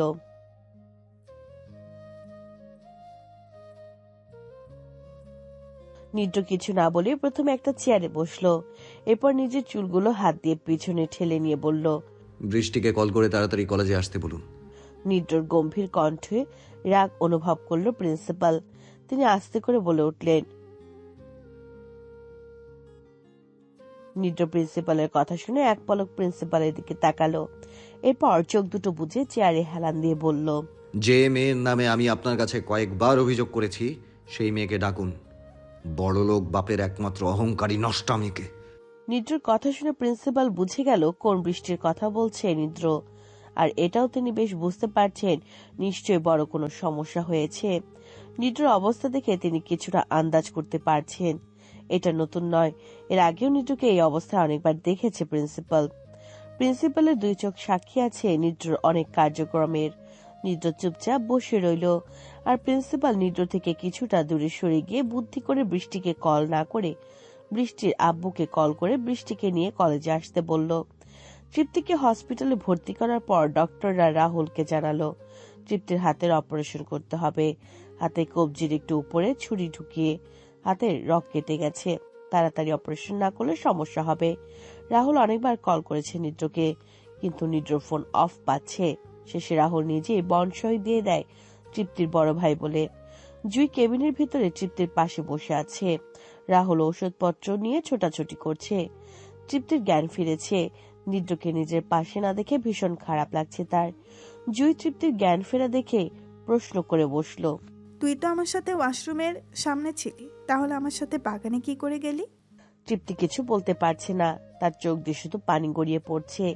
হাত প্রচন্ড যন্ত্রণা করছে, ব্যথার কারণে থাকতে পারছে না তৃপ্তি। জুই কিছুটা বুঝতে পেরে সেদিকে আর কথা বাড়ালো না, শুধু তৃপ্তির মাথায় হাত বুলিয়ে দিতে লাগলো। তৃপ্তি ফুপিয়ে কেঁদে উঠলো। কি জন্য কেঁদে উঠলো জুই সেটা বুঝতে পারছে না, ব্যথায় না অন্য কোনো কারণ। অবশ্য এই সময় ব্যথার কারণেই কাঁদবে জুয়ের ধারণা, না হলে আর কি জন্য কাঁদবে। একজন নার্স এসে তৃপ্তিকে একটা ব্যথার ইঞ্জেকশন দিয়ে গেল। কিছুক্ষণ পর তৃপ্তিকে অপারেশন রুমে নিয়ে যাওয়া হবে। রাহুল এক ব্যাগ রক্ত দিয়েছে, আর এক ব্যাগ রক্ত হসপিটাল থেকে কিনে নিয়েছে। তৃপ্তির রক্তের গ্রুপ ও পজিটিভ, রাহুলেরও রক্তের গ্রুপ ও পজিটিভ। প্রায় 20 মিনিট পর তৃপ্তিকে অপারেশন রুমে নিয়ে যাওয়ার জন্য হসপিটালের ট্রলি নিয়ে আসলো ওয়ার্ড বয়েরা, সাথে রাহুলও আছে। তৃপ্তি ফুপিয়ে এদিক ওদিক তাকাচ্ছে। প্রিয় মানুষ কাউকে নিজের পাশে না দেখে তার বুক থেকে থেকে কেঁপে উঠছে। তৃপ্তি অপারেশন রুমে যাবে না বলে দেয়, কিন্তু রাহুল বুদ্ধি করে একজন নার্সকে দিয়ে তৃপ্তিকে ঘুমের ইঞ্জেকশন দিয়ে নেয়। এরপর তৃপ্তিকে ট্রলিতে তুলে অপারেশন রুমে নিয়ে যাওয়া হয়। প্রিন্সিপাল রুম থেকে বৃষ্টির চুলের মুঠি ধরে টেনে হিঁচড়ে বের করে নিয়ে যাচ্ছে নিদ্র। বৃষ্টি ব্যথায় আর্তনাদ করে নিদ্র পা জড়িয়ে ধরছে। বৃষ্টির আব্বু খালেক সাহেব মেয়ের এমন অবস্থা সহ্য করতে পারছেন না, কিন্তু ওনার কিছু করার নেই, কারণ ওনাকে 3-4 জন ছেলে চেয়ারের সাথে চেপে ধরে আছে। খালেক সাহেব চিৎকার করে বারবার বৃষ্টিকে ছেড়ে দিতে বলছে, কিন্তু নিদ্র ওনার কথা কানে নিল না। বৃষ্টিকে টেনে হিঁচড়ে প্রিন্সিপাল রুম থেকে বের করে নিয়ে গেল। জ্যাক এগিয়ে এসে খালেক সাহেবের পাশে একটা চেয়ারে বসলো, আর প্রিন্সিপাল নিজের স্থানে বসে চুপচাপ সব দেখছে। বৃষ্টির আব্বু খালেক সাহেব এবার রেখে প্রিন্সিপালকে বলে উঠল, তাহলে এই ছিল আপনার মনে, আমাকে দিয়ে আমার মেয়েকে এখানে এনে ওর ইজ্জত হরণ করার? কথাটা শুনে প্রিন্সিপালের রাগ উঠে গেল, কিন্তু প্রিন্সিপাল কিছু বলার আগে জ্যাক পাশ থেকে বলে উঠল, আওয়াজ নিচে মিস্টার খালেক সাহেব, আপনার মেয়ের ইজ্জত অনেক আগেই কুকুরে খেয়ে ফেলেছে, সেটা আর নতুন করে কেউ খেতে চাইবে না। জ্যাকের শান্ত গম্ভীর কণ্ঠের আওয়াজ পেয়ে খালেক সাহেব চমকালো, আর তিনি বেশ অবাকও হলেন জ্যাকের কথাগুলো শুনে। খালেক সাহেব জ্যাককে রাগী গলায় বলল, আওয়াজ নিচু করব মানে? তুমি আমার নাম জানো কি করে? আর কি সব আবল তাবল বলছো আমার মেয়ের নামে? নিশ্চয় আমার কোনো পুরনো শত্রু পাঠিয়েছে তোমাদের। খালেক সাহেবের কথা শুনে জ্যাক একটা বাঁকা হাসি দিয়ে খালেক সাহেবের দিকে তাকালো, এরপর শান্ত কণ্ঠে বলে উঠল, মিস্টার খালেক সাহেব, আপনার নাম জানা এত একটা কঠিন ব্যাপার নয়, আপনি তো বেশ ভালো মানুষ, কিন্তু আপনার ঘরে কাল সাপ আসলো কি করে? খালেক সাহেব বেশ অবাক দৃষ্টিতে জ্যাকের দিকে আবার তাকালো, এরপর তিনি বলে উঠলেন, দেখো, আমি জানি না তোমরা কারা, আর আমাকে এবং আমার মেয়েকে এখানে ধরে রাখার মানেও আমি বুঝতে পারছি না। তোমাদের যা বলার ক্লিয়ার করে আমাকে বলো। আমি সব সময় ন্যায়ের পথে চলে আসছি, অন্যায়কে কখনো আমি সমর্থন করিনি, সেটা আমার পরিবারের যে কোনো লোকই হোক না কেন। খালিক সাহেবের কথা শুনে জ্যাক বলল, শুনে ভালো লাগলো আপনার কথা। তাহলে শুনুন, আপনাকে এখানে কেন ধরে রাখা হয়েছে আর আপনার মেয়েকে কেন ওইভাবে টেনে হিঁচড়ে নিয়ে যাওয়া হয়েছে। খালিক সাহেব শান্ত চোখে জ্যাকের দিকে তাকালো। জ্যাক চেয়ার থেকে উঠে দাঁড়ালো। এরপর বৃষ্টির ব্যাপারে একে একে সব খুলে খালিক সাহেবকে বলতে লাগলো জ্যাক। খোলা একটা রুমের ভেতরে বৃষ্টিকে নিয়ে আসলো নিদ্র। বৃষ্টি কুকিয়ে এক হাত দিয়ে নিদ্রর হাত ধরে আছে, আরেক হাত দিয়ে নিদ্রর পা ধরে আছে। রুমের ভেতরে প্রবেশ করে পা ঝাড়া মেরে বৃষ্টিকে নিজের পা থেকে ছাড়িয়ে নিল নিদ্র। এরপর চুলের মুঠি ধরে টেনে দাঁড় করালো। বৃষ্টি নিদ্রর হাত নিজের দু হাত দিয়ে শক্ত করে ধরে ছাড়ানোর চেষ্টা করলো। নিদ্র আরো শক্ত করে বৃষ্টির চুলের মুঠি ধরে দাঁতে দাঁত চেপে বলে উঠল, তোকে বারণ করেছিলাম আমার কলিজায় হাত না দিতে, তুই শুনিসনি। আমার কলিজায় আঘাত করলি তুই। শেষের কথা চিৎকার করে বলে ধাক্কা মেরে বৃষ্টি চুলের মুঠি ছেড়ে দিল নিদ্র। বৃষ্টি গিয়ে দেয়ালের সাথে বাড়ি খেয়ে ফ্লোরে পড়ে গেল। কপালে তরল পদার্থ কিছু অনুভব করায় কপালে হাত দিল বৃষ্টি। চোখের সামনে হাত চাইনে দেখলো রক্ত। সাথে সাথে হাত কেঁপে উঠল বৃষ্টির।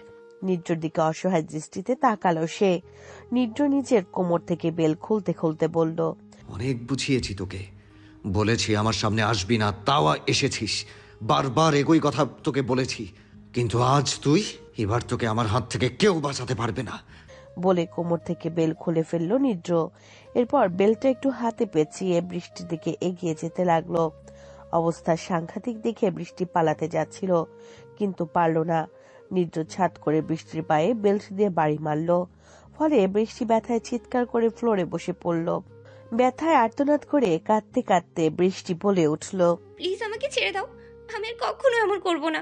বৃষ্টির কথা যেন নিদ্রর কানে পৌঁছালো না। বৃষ্টি আকুতি মিনতি করতে লাগলো নিদ্রর কাছে, কিন্তু নিদ্র নিজের গায়ের সর্বশক্তি দিয়ে বৃষ্টিকে বেল দিয়ে পিটাতে লাগলো। ফর্সা গায়ের চামড়া ফেটে রক্ত ঝরঝরিয়ে বেরিয়ে আসতে লাগলো বৃষ্টির। এক একটা বেল্টের বাড়ির সাথে চিৎকার করে উঠছে বৃষ্টি। জ্যাকের মুখে নিজের মেয়ের এমন সব কথা শুনে খালিক সাহেব নিজেকে ঠিক রাখতে পারছেন না। বৃষ্টি এমন সব কাজ করতে পারে তিনি ভাবতেও পারছেন না। সবসময় মেয়েকে কড়া শাসনে রেখেছেন তিনি, কিন্তু এই কড়া শাসনের মধ্যেও বৃষ্টি ভুল পথে পা বাড়িয়েছে। খালিক সাহেব রাগে গজগজিয়ে উঠলেন। এমন সময় একটা ছেলেও দৌড়ে প্রিন্সিপালের রুমে এসে জ্যাককে বলল, ভাই, নিদ্র ভাই মেয়েটাকে মেরে ফেলবে মনে হচ্ছে, মেয়েটার গা ফেটে রক্ত ঝরে পড়ছে। ছেলেটির কথা শুনে খালিক সাহেব চমকে উঠে বসা থেকে দাঁড়িয়ে গেলেন। শত হলেও নিজের মেয়ে, শত অপরাধ করলেও নিজের মেয়ের মৃত্যু তিনি কামনা করতে পারেন না। শাস্তি দেবে দিক, কিন্তু মেরে ফেলুক এটা তিনি চান না। জ্যাক দৌড়ে প্রিন্সিপালের রুম থেকে বেরিয়ে গেল। জ্যাকের পিছু পিছু খালিক সাহেব, প্রিন্সিপাল আরো অনেক ছেলে বেরিয়ে গেল। নিদ্র এখনো পিটিয়ে যাচ্ছে বৃষ্টিকে। বৃষ্টি ব্যথা সহ্য করতে না পেরে অজ্ঞান হয়ে গেছে। ফ্লোরে রক্তে ভেসে যাচ্ছে। প্রত্যেকটা বেল্টের বাড়ির সাথে রক্ত ছিটকে বেরিয়ে আসছে বৃষ্টির শরীর থেকে। জ্যাকের দৃশ্য দেখে তাড়াতাড়ি নিদ্রকে জাপটে জড়িয়ে ধরে সেখান থেকে সরিয়ে নিয়ে আসলো। নিদ্র জোরে জোরে চিৎকার করে বলে উঠল, জ্যাক, ছেড়ে দে আমায়, আজ এই লাশ ফেলবো আমি। এর এত বড় সাহস আমার কলিজায় হাত দেয়। বলে আবার বৃষ্টির দিকে তেড়ে যেতে নিল নিদ্র, কিন্তু জ্যাক নিদ্রকে আবার ধরে ফেলল। নিদ্রর কথার প্রতি উত্তরে কিছু বলল না সে, শুধু নিদ্রকে টেনে রুম থেকে বের করে নিয়ে গেল। খালিক সাহেব মেয়ের পাশে গিয়ে বসলেন। ওনার চোখ দুটো দিয়ে দুফোঁটা চোখের পানি গড়িয়ে পড়ল। মা মরা মেয়ে ওনার, একটা মাত্র মেয়ে, আর কোনো সন্তান নেই ওনার। মেয়েকে যেমন স্বাধীনতা দিয়েছেন তেমন শাসনও করেছেন। খালেক সাহেব এক হাত দিয়ে আস্তে করে বৃষ্টির কপালে হাত রাখলো। এমন সময় জ্যাক আবার এই রুমে এসে বৃষ্টির পাশে বসে খালেক সাহেবকে বলল, আপনি ওকে হসপিটালে নিয়ে যান, এইভাবে বেশিক্ষণ থাকলে ও বাঁচবে না। জ্যাকের কথা শুনে খালেক সাহেব জ্যাকের দিকে তাকিয়ে শান্ত কণ্ঠে বলল, ওর মরে যাওয়াই ভালো, এই জীবন রেখে ও কি করবে? যে কথাগুলো তুমি আমাকে বলছো সেগুলো পাঁচকান হলে ওর জীবন এমনিতেই জাহান্নাম হয়ে যাবে। না তো ওকে সমাজের কেউ মেনে নেবে, না তো রাস্তাঘাটেও ঠিক মতো চলতে পারবে। সবাই ওর দিকে এক অন্য দৃষ্টিতে তাকাবে। আমি বাবা হয়ে এটা কি করে সহ্য করব? বলেই খালেক সাহেব কিছুটা কেঁদে উঠলেন। জ্যাক খালেক সাহেবকে সান্ত্বনার সুরে বলল, আমি আপনাকে একটা বুদ্ধি দিতে পারি। যদি আপনি আমার কথা শোনেন তাহলে ওর জীবন সুন্দর হবে, ওর দিকে কেউ অন্য দৃষ্টিতে তাকাবে না। জ্যাকের কথা শুনে খালেক সাহেব সরু চোখে জ্যাকের দিকে তাকালো। জ্যাক খালেক সাহেবের একটা হাত ধরে বলল, ওকে আপনি বিদেশে পাঠিয়ে দিন। কয়েক বছর ওখানে থাকলে ওর মন মানসিকতার পরিবর্তন হতে পারে। আবার এমন জায়গায় পাঠাবেন না যেন ওর মন মানসিকতা পরিবর্তনের বদলে আরও বিগড়ে যায়। ওকে এমন এক জায়গায় পাঠান যেখানে ও পড়ালেখার কারণে ঠিকমতো খেতেও না পারে। কয়েক বছর পর দেশে আসলে দেখবেন এমনিতেই পরিবর্তন হয়ে গেছে। আর ওকে তখন কেউই ঠিকমতো চিনতেও পারবে না। ওর দিকে অন্য দৃষ্টিতে তাকানো তো দূরের কথা, বিদেশে গেলে এমনিতেই আমাদের বাঙালি চেহারার পরিবর্তন হয়ে যায়। জ্যাকের কথাগুলো খালেক সাহেবের মনে ধরলো, কিন্তু একটা দুর্বলতা এখনো কাজ করছে খালেক সাহেবের মনে। সেটা হলো এই মেয়েকে বিয়ে করবে কে। খালেক সাহেব নিজের চিন্তা নিজের মধ্যে রেখে জ্যাককে বলল, তুমি ভালো একটা কথা বলছো। আমার ছোট ভাই তার পরিবার ইতালি থাকে। ও ভীষণ রাগী মানুষ। বৃষ্টি ওকে জমের মতন ভয় পায়। আমি তাহলে ওকে ওখানেই পাঠিয়ে দিব। খালেক সাহেবের এমন কথা শুনে জ্যাক বলল, এখন ওকে হসপিটাল নিয়ে যান, না হলে অনেক দেরি হয়ে যাবে। কথাটা বলে জ্যাক রুম থেকে বেরিয়ে আসলো। এরপর প্রিন্সিপাল রুমে এসে জ্যাক নিদ্রকে বলল, আমি ওর বাবাকে বুঝিয়েছি, উনি ওকে দেশের বাইরে পাঠিয়ে দেবেন। তুই এখন তাড়াতাড়ি ফ্রেশ হয়ে নে, ওদিকে আবার তৃপ্তির কি হয়েছে কে জানে। জ্যাকের কথা শুনে নিদ্র নিজ ভাবনা থেকে বেরিয়ে আসলো। সে যার জন্য ফাইট করছিল তাকেই সে ভুলে গেল ভেবেই নিদ্র নিজের চুলগুলো খামচি ধরে প্রিন্সিপাল রুম থেকে বেরিয়ে আসলো। নিদ্র পিছু পিছু জ্যাকও বেরিয়ে আসলো। নিদ্র নিজের বাইকের কাছে এসে দাঁড়ালো। জ্যাক নিদ্রর কাছে থেকে বাইকের চাবি নিয়ে বাইকের ওপর বসে বাইক স্টার্ট দিল। নিদ্র ডান পাশে তাকিয়ে দেখলো বৃষ্টিকে দুজন ছেলে খালেক সাহেবের গাড়িতে তুলছে। খালেক সাহেব গাড়ির ড্রাইভিং সিটে বসেছে। নিত্য জ্যাকের পেছনে বাইকে উঠে বসে বলল, ক্লাবে নিয়ে চল, তারপর হসপিটালে যাব। নিত্যর কথা শুনে জ্যাক বাইক স্টার্ট দিতেই আদি চিৎকার দিয়ে দৌড়ে এসে দাঁড়ালো বাইকের সামনে। জ্যাক বাইক ব্রেক করে বলল, তোকে তো বলতে ভুলে গেছি, এই নে এখানে 3000 টাকা আছে, পোলাপানদের কিছু খাইয়ে দিস। আর পুরো কলেজে যেখানে যেখানে রক্ত লেগে আছে সেসব জায়গা ভালো করে মুছে নিবি। আদি আচ্ছা বলে সামনে থেকে সরে দাঁড়ালো। আর জ্যাক বাইক স্টার্ট দিয়ে কলেজ থেকে বেরিয়ে গেল। আমিনা সমানে কল করে যাচ্ছে নিদ্রকে। সন্ধ্যা হতে চললো, এখনো বাসায় ফেরেনি তারা। চিন্তায় আমিনার প্রেশার লো হয়ে যাচ্ছে। নীলার সুমি আমিনার পাশে বসে তৃপ্তির ফোনে কল দিয়ে যাচ্ছে। তৃপ্তির ফোন রিং হচ্ছে কিন্তু কেউ কল রিসিভ করছে না। সুমি এক পর্যায়ে আমিনাকে বলল, আন্টি, আপনি এত টেনশন করবেন না। নিদ্র ভাইয়া হয়তো তৃপ্তিকে নিয়ে তার কোনো বন্ধুর বাসায় গেছে।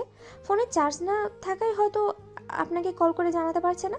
সুমির কথা শুনে আমিনা রাগী গলায় বলে উঠলেন, তাই বলে একবার কল করে আমাকে জানাবে না?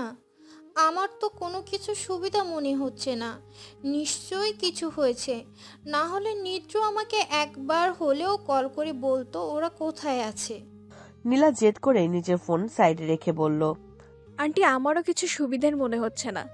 আমার মনে হয় কলেজে। নীলা পুরো কথা শেষ করতে পারলো না। তার আগে আমেনার ফোনে কল আসলো। আমেনা তড়িঘড়ি করে ফোন হাতে নিয়ে দেখলো নিদ্র কল করেছে। তাড়াতাড়ি কল রিসিভ করে কর্কশ গলায় বলে উঠল আমেনা, কোথায় তোরা? সে কখন থেকে কল করে যাচ্ছি, ফোন বন্ধ কেন তোর? আমেনার কর্কশ গলার আওয়াজ শুনে নিদ্র চাপা গলায় বলল, সরি মম, ফোনে চার্জ ছিল না, তাই তোমাকে বলতে পারিনি। আমি তৃপ্তিকে নিয়ে জ্যাকের বাসায় এসেছি। আন্টির সাথে রাস্তায় আসার সময় দেখা হয়ে গেছিল, তাই আন্টি আমায় জোর করে ওনার বাসায় নিয়ে এসেছেন। নিদ্রর কথা শুনে আমেনার স্বস্তির একটা নিঃশ্বাস ছেড়ে বলল, কখন আসবি বাসায়? ঠিক বলতে পারছি না। আচ্ছা এখন রাখছি, পরে বলবো। আমেনা আর কিছু বলার আগে নিদ্র কল কেটে দিল। আমেনা আরো কিছু বলতে যাচ্ছিল, তবে এখন শান্তি লাগছে ওনার। সুমি পাশ থেকে বলে উঠল, দেখলেন আন্টি, আমি বলেছিলাম না নিদ্র ভাইয়া তৃপ্তিকে নিয়ে হয়তো তার বন্ধুর বাসায় গিয়েছে। আমার কথাই তো সত্যি হলো, দেখলেন? সুমির কথা শুনে আমেনা একটু হেসে উঠে বললেন, তুমি ঠিক বলেছিলে। ধুর ছাই, আমি খামোখা এত টেনশন করছিলাম। এখন প্রেশারের একটা ট্যাবলেট খেতে হবে, না হলে হবে না। এই বলে বসা থেকে উঠে দাঁড়ালো আমেনা। নীলা আর সুমিও বসা থেকে উঠে দাঁড়ালো। নীলা আমেনাকে বলল, তাহলে আন্টি আমরা এখন যাই, তৃপ্তি আসলে আবার আসবো। আমেনা সিঁড়ির দিকে পা বাড়িয়ে বলল, আচ্ছা যাও। নীলার সুমি নিজেদের ফ্ল্যাটে চলে গেল, আর আমেনা নিজের রুমে এসে একটা প্রেশার ওষুধ খেয়ে নিল। সন্ধ্যা 7টা বাজে। হসপিটালের কেবিনের ভিতর তৃপ্তি নিদ্রর কোলে মাথা রেখে গুটিসুটি হয়ে শুয়ে আছে, আর নিদ্র তৃপ্তির মাথায় হাত বুলিয়ে দিচ্ছে। একজন নার্স পাশে দাঁড়িয়ে মিটমিট করে হাসছে। তৃপ্তিকে ইঞ্জেকশন দিতে এসেছে নার্সটি। জ্যাক আর রাহুল জুইকে বাসায় দিয়ে আসতে গেছে। একসাথে তারা নিজেদের বাসায় গিয়েও ফ্রেশ হয়ে আবার আসবে। হাত অপারেশন শেষ করে বিকেল 4টার দিকে অপারেশন রুম থেকে বের করা হয়েছিল তৃপ্তিকে। এরপর তৃপ্তির জ্ঞান ফেরার পর 6টার দিকে ক্যাবিনে শিফট করা হয়। নিত্য হসপিটালে আসে 6:30টায়। যাই হোক, বেডের পাশে দাঁড়িয়ে নার্স একটু খক খক করে কেসে বলল, ভাইয়া একটু যদি সাইড দিতেন তাহলে ইঞ্জেকশনগুলো দিয়ে যেতাম। নার্সের গলার আওয়াজ পেরে নিত্য নার্সের দিকে তাকালো। তৃপ্তির চোখ দুটো পিটপিট করে খুলে একবার নার্সের দিকে আরেকবার নিত্যর দিকে তাকালো। নার্সের লাজুক হাসি যেন তৃপ্তির গায়ে লাগলো। তৃপ্তি নিত্যকে এক হাত দিয়ে জড়িয়ে ধরে বলল, একদম এখান থেকে উঠবে না, তাহলে মেরে ফেলবো শয়তান, এমনিতেই রাগ উঠে আছে। তৃপ্তির কথা শুনে নিদ্র শুকনো ঢোক গিলে বসে রইল। নার্স এবার ঠোঁট টিপে হাসতে লাগলো। নার্সের ধারণা তৃপ্তি সুইসাইড করতে গিয়েছিল নিদ্রর জন্য। যেহেতু তৃপ্তির হাত কাটা গেছে, এতে নার্সের এমন ভাবাটা স্বাভাবিক। নার্স বেডের নিচ থেকে ইঞ্জেকশন বের করে তাতে ওষুধ দিয়ে বলল, ভাইয়াকে তো ছাড়বেন না, তাহলে আপনার যে হাতে ক্যানোলা সেট করা হয়েছে সেই হাতটা এইদিকে দিন। নার্সের কথা শুনে তৃপ্তি একটু নড়ে চড়ে উঠে বসতে চাইল। নিদ্র তা দেখে তৃপ্তিকে আস্তে করে ধরে উঠিয়ে বসালো। তৃপ্তি নরম শরীরটা নিদ্র শরীরের উপর এলিয়ে দিল, আর মাথাটা নিদ্রর বুকে। বাম হাতে একটা বালিশের ওপর, ডান হাতে ক্যানোলা থাকায় ডান হাত নার্সের দিকে বাড়িয়ে দিল তৃপ্তি। নার্স মুচকি হেসে ক্যানোলাতে ইঞ্জেকশন লাগিয়ে ঔষধ দিতে লাগলো। ওষুধগুলো রগ দিয়ে শিনশিন করে যাচ্ছিল। তৃপ্তি চোখ মুখ খিচে নিদ্রর বুকে মাথা ঠেকিয়ে আছে। পরপর 5টা ইঞ্জেকশন দিয়ে নার্স চলে গেল। যাওয়ার আগে নার্স নিদ্রকে বলে গেল তৃপ্তির ডান হাতটা ধীরে ধীরে একটু মালিশ করে দিতে, এতে হাতের শিনশিন অনুভূতিটা কমে যাবে। নার্সের কথা মতো নিদ্র তৃপ্তির ডান হাতটা উঁচু করে ধরে ধীরে ধীরে মালিশ করতে লাগলো। এতে তৃপ্তিরও একটু ভালো লাগছিল। বাম হাতটা ব্যথা করছিল কিছুক্ষণ আগে প্রচন্ড, কিন্তু এখন ব্যথার ইঞ্জেকশন দিয়ে যাওয়ায় তেমন ব্যথা করছে না। হাত তার শিনশিন করছে না দেখে তৃপ্তি নিদ্রকে বলল, এবার হাতটা ছেড়ে দাও, আর ব্যথা করছে না। তৃপ্তির কথা শুনে নিদ্র আস্তে করে তৃপ্তির হাতটা নামিয়ে বেডে রাখলো। এরপর নিদ্র তৃপ্তিকে বলল, দেখি এবার শুয়ে পড়ো। নিদ্রর কথা শুনে তৃপ্তি আরো একটু নড়ে চড়ে নিদ্রর গায়ের সাথে চেপে বলল, না, আমি এভাবেই থাকবো, তুমিও এভাবে বসে থাকবে আমার সাথে। তৃপ্তির কথা শুনে নিদ্র মুচকি হেসে তৃপ্তির কানে কানে ফিস ফিস করে কিছু বলল।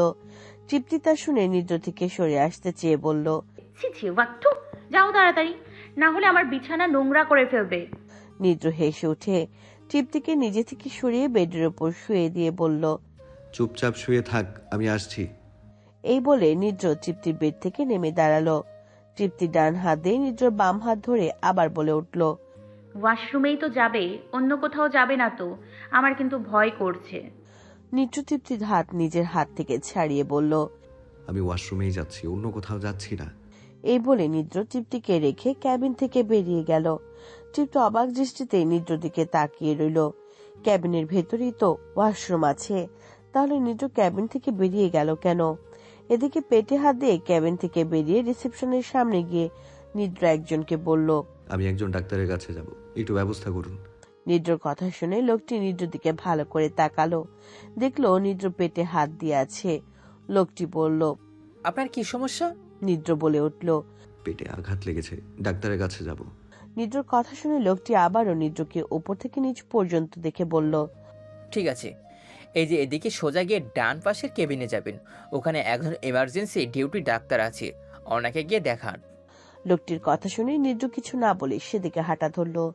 ডান পাশের ক্যাবিনে প্রবেশ করে নিদ্র দেখলো একটা মেয়ে ডক্টরের চেয়ারে বসে মাথা নিচু করে ফোন দেখছে। নিদ্র 7-5 না ভেবে তাড়াতাড়ি মেয়েটির কাছে গিয়ে বলল, ম্যাম, আমার পেটে আঘাত লেগেছে, একটু ড্রেসিং করাবো। নিদ্রর কথা শুনে মেয়েটির চমকে উঠে নিদ্রর দিকে তাকালো। নিদ্র আবার বলে উঠল, একটু জরুরি, আমাকে আবার কেবিনে যেতে হবে। মেয়েটি বলে উঠল, সমস্যা কি আগে দেখুন। নিদ্রর কথাটা শোনা মাত্র পরনের শার্ট খুলে ফেলল। হঠাৎ এমন কিছু নিদ্র করবে মেয়েটা ভাবতে পারেনি। মেয়েটা লাজুক হয়ে একটা বেল বাটনে চাপ দিল, সাথে সাথে 4 জন আসলো। 2 জন নার্স আর 2 জন ছেলে, ডক্টর মনে হয়। মেয়েটি বলে উঠল, এনার সমস্যা এটা কি দেখুন তো। একজন ছেলেকে বলল মেয়ে ডক্টরটি। ছেলেটি এগিয়ে এসে দেখলো নিদ্র পেটে হাত দিয়ে দাঁড়িয়ে আছে। ছেলেটি বলল, পিঠ থেকে হাত সরান দেখি। নিত্য ছেলেটার কথা শোনা মাত্র পেট থেকে হাত সরিয়ে নিল, সাথে সাথে টিস্যু সহ কিছু রক্তের দলা ক্যাবিনের ফ্লোরে পড়ল। ডক্টর মিঠি বসা থেকে দাঁড়িয়ে বলে উঠল, আর এনার পেটে দেখি অনেক কেটে গেছে। এই তোমরা দাঁড়িয়ে দেখছো কি? তাড়াতাড়ি এনাকে ইমার্জেন্সিতে নিয়ে চলো। মেয়েটির কথা শুনে নিদ্রকে ছেলেগুলো ইমার্জেন্সিতে নিয়ে এসে একটা বেডে শুয়ে দিল। এরপর নিদ্রর পেটে কাটা জায়গায় ড্রেসিং করা শুরু করলো। ড্রেসিং করার পর ডক্টর মেয়েটি এসে বলল, দেখি তোমরা একটু সাইড দাও। এই বলে মেয়েটি নিদ্রর কাছে এসে নিদ্রর পেটের কাটা জায়গাটা দেখতে লাগলো। একটু সময় নিয়ে মেয়েটি বলল, এটা সেলাই করতে হবে, অনেকটা কেটে গেছে। মেয়েটার এমন হাব ভাব নিদ্র মোটেও ভালো লাগছে না। যা করার তাড়াতাড়ি কর না, এমন ন্যাকামি করে ডক্টরি করার কি আছে? নিদ্র বলে উঠল, আচ্ছা, এখানে কি ভালো ছেলে ডাক্তার নেই? থাকলে তাকে জলদি ডেকে নিয়ে আসো, আমার ফার্স্ট চিকিৎসা চাই। নিদ্রর কথা শুনে মেয়েটি রাগী ভাবে বলে উঠল, এই সমস্যা কি? আমি দেখছি যে দেখতে পারছেন না, চুপ করে শুয়ে থাকুন। এই বলে মেয়েটি একটা ইঞ্জেকশন নিয়ে নিদ্রর পেটের কাটা জায়গার চারপাশে কয়েকবার সুই ঢুকিয়ে ইঞ্জেকশন দিল। এতে জায়গাটা কেমন অবশ হয়ে গেল। মেয়েটি আর দেরি না করে 2 জন ছেলে সহ নিদ্রর পেটের কাটা অংশে সেলাই করে ঔষধ লাগিয়ে ব্যান্ডেজ দিয়ে দিল। নিদ্র ব্যথা সহ্য করে চুপচাপ শুয়েছিল। এই পর্যায়ে ডক্টর মেয়েটি নিদ্রকে বলল, এবার বেড থেকে নামতে পারবেন, এতক্ষণ তো বেশ তাড়াহুড়ো করছিলেন। মেয়েটির কথা শুনে নিদ্র ধীর গতিতে বেড থেকে নেমে দাঁড়ালো। এরপর শার্ট পরে নিতে নিতে আস্তে করে মেয়েটিকে বলল, ফার্স্ট টাইম এমন ডাক্তার দেখলাম যে কিনা পেশেন্টকে চিকিৎসা করতে এসে পেশেন্টের শরীরের দিকে বারবার ঘুরে তাকায়। নিদ্রর কথা শুনে ডক্টর মেয়েটি লাজুক হেসে সে স্থান ত্যাগ করলো। নিদ্র একটা ছেলেকে বলল, আমার ওষুধ কে লিখে দেবে? ছেলেটি নিদ্রর কথা শুনে ডক্টর মেয়েটির কেবিনে আবার যেতে বলল। নিদ্র উপায় না পেয়ে আবার সেই কেবিনে ধীরে ধীরে আসলো। মেয়েটি চেয়ারে বসেছিল। নিদ্র কেবিনের ভিতরে প্রবেশ করে বলল, আমার ওষুধ। নিদ্রর গলার আওয়াজ পেয়ে মেয়েটি নিদ্রর দিকে তাকালো। ক্ষণিকেই আবার মাথা নিচু করে নিয়ে একটা কাগজ নিদ্রর দিকে বাড়িয়ে দিল মেয়েটি। নিদ্র এগিয়ে এসে কাগজটা হাতে নিয়ে বলল, এমন ভাবে ডাক্তারি করলে সারছে, পেশেন্ট এমনিতেই হার্ট অ্যাটাক করে মারা যাবে। নিদ্রর কথা শুনে ডক্টর মেয়েটি হেসে নিদ্রর দিকে তাকালো। নিদ্র বলে উঠল, আপনার পেমেন্ট কি আপনি নেবেন না রিসিপশনে দেব? নিদ্রর কথা শেষ হতে মেয়েটি চটজলদি বলে উঠল। নিদ্র মাথা নাড়িয়ে পকেট থেকে ওয়ালেট বের করে বলল, কত? মেয়েটি একটু ভাব নিয়ে বলল, ডক্টরের পেমেন্ট 1000, ড্রেসিং আর সেলাই 2000, টোটাল 3000 টাকা। নিদ্র ওয়ালেট থেকে 2000 টাকা টেবিলের উপর রেখে বলল, আপাতত 1 টাকাই আছে, বাকিটা কাল দেব। এ বলে নিদ্র ডক্টর মেয়েটির কেবিন থেকে বেরিয়ে গেল। মেয়েটি কিছু বললো না, শুধু নিদ্র যাওয়ার পানে তাকিয়ে আস্তে করে বলে উঠল, হাউ সুইট বডি। কথাটা বলে মেয়েটি নিজেই নিজের মাথায় আবারও থাপ্পড় মেরে বলল, কি আবল তাবল ভাবছি আমি, এটা আমার চাকরির জায়গা আর ছেলেটা আমার পেশেন্ট, ধুর ছাই। বলে মেয়েটি আবার নিজের ফোন নিয়ে ব্যস্ত হয়ে পড়ল। তৃপ্তি মন খারাপ করে শুয়ে এদিক ওদিক তাকাচ্ছে। নিদ্র সে কখন গেছে এখনো আসছে না। এদিকে জ্যাক আর রাহুলও এসে বসে আছে ক্যাবিনের ভেতরে। জ্যাক আর রাহুলকে দেখে তৃপ্তির মন সাহস আসে। তৃপ্তি ঠোঁট উল্টে রাহুলকে বলল, ভাইয়া দেখুন তো নিদ্র ভাইয়া কোথায় গেছে, ভালো লাগছে না, ধুর। রাহুল পাশের একটা বেডের উপর বসে ফোন দেখছিল। ক্যাবিনের ভেতরে 2টা বেড। রাহুল তৃপ্তির কথা শুনে মুচকি হেসে বলল, চলে আসবে, তুমি শুয়ে থাকো। ও সরি, তোমার তো ফোন আছে, আমি তো তোমাকে ফোনটা দিতে ভুলে গেছি, দেবো এখন? তৃপ্তি রাহুলের দিকে তাকিয়ে একটু সময় নিয়ে বলল, না থাক, এখন লাগবে না, আপনি নিদ্র ভাইয়াকে ডেকে দিন। ডাকতে হবে না, আমি এসে গেছি। কথাটা বলে ক্যাবিনের ভেতরে প্রবেশ করলো নিদ্র। তৃপ্ত মুখ অন্যদিকে ঘুরিয়ে নিল। জ্যাক নিদ্রর কাছে এগিয়ে এসে নিদ্রর হাতে একটা শপিং ব্যাগ দিয়ে আস্তে করে বলল, এখানে প্যান্ট আর শার্ট আছে, ওয়াশরুমে গিয়ে চেঞ্জ করে আয়। নিদ্র জ্যাকের হাত থেকে শপিং ব্যাগ নিয়ে ওয়াশরুমে চলে গেল। কিছুক্ষণ পর চেঞ্জ করে ওয়াশরুম থেকে বেরিয়ে আসলো নিদ্র। এরপর আস্তে করে তৃপ্তির বেডের পাশে গিয়ে বসলো। রাহুল বেড থেকে নেমে দাঁড়িয়ে বলল, খাওয়া দাওয়া তো করতে হবে, কিছু নিয়ে আসার প্রয়োজন। আমি আর জ্যাক কিছু নিয়ে আসছি, তোরা থাক। নিদ্র রাহুলকে ইশারা করে নিজের কাছে ডাকলো। রাহুল সামনে আসতেই নিদ্র রাহুলের হাতে নিজের ঔষধের কাগজ দিয়ে আস্তে করে বলল। রাহুল কাগজটা হাতে নিয়ে জ্যাক সহ ক্যাবিন থেকে বেরিয়ে গেল। আর নিদ্র তৃপ্তিকে ধীরে ধীরে উঠিয়ে বসালো। তৃপ্তির মুখে অন্যদিকে ঘুরিয়ে রেখেছে। নিদ্র সুযোগ মিস না করে তৃপ্তির গালে ঠোঁট জোড়া বসিয়ে দিল।